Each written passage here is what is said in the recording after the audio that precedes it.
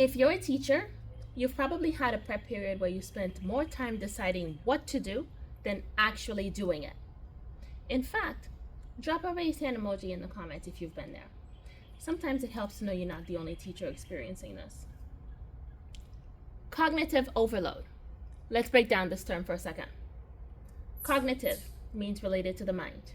Load is something you carry. Overload means you've exceeded the amount something can hold.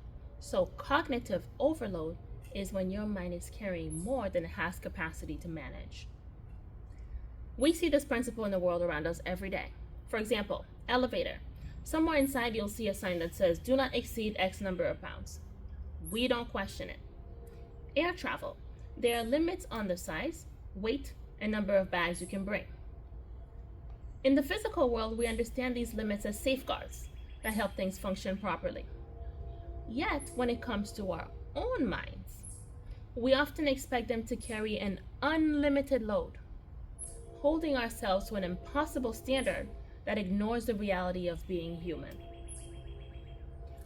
When you open your to-do list, instead of looking at 3 to 5 manageable things that can be done within a reasonable amount of time, you're looking at 50 things, all competing for your attention at once.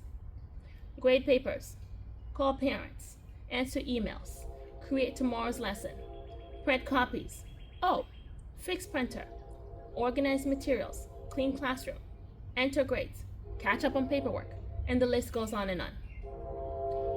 Your brain doesn't see 50 competing priorities. It sees one overwhelming problem.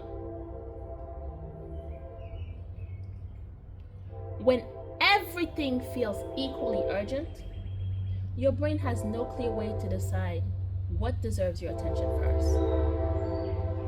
It begins interpreting that overwhelming workload as a threat, activating your stress response.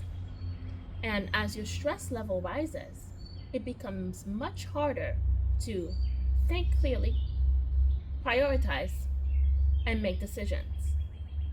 Before you know it, 45 minutes has passed. You've accomplished almost nothing, and you're exhausted. Not because you were lazy or unproductive, but because your brain shifted into stress mode instead of planning mode. Look, the work doesn't magically disappear. But when overwhelmed makes it hard to see the next step, systems create structure that brings clarity and helps you move forward, one decision at a time. If you'd like help bringing more clarity into those daily decisions, take my free teacher systems assessment to discover which systems are creating the most friction in your day. Until next time, take care.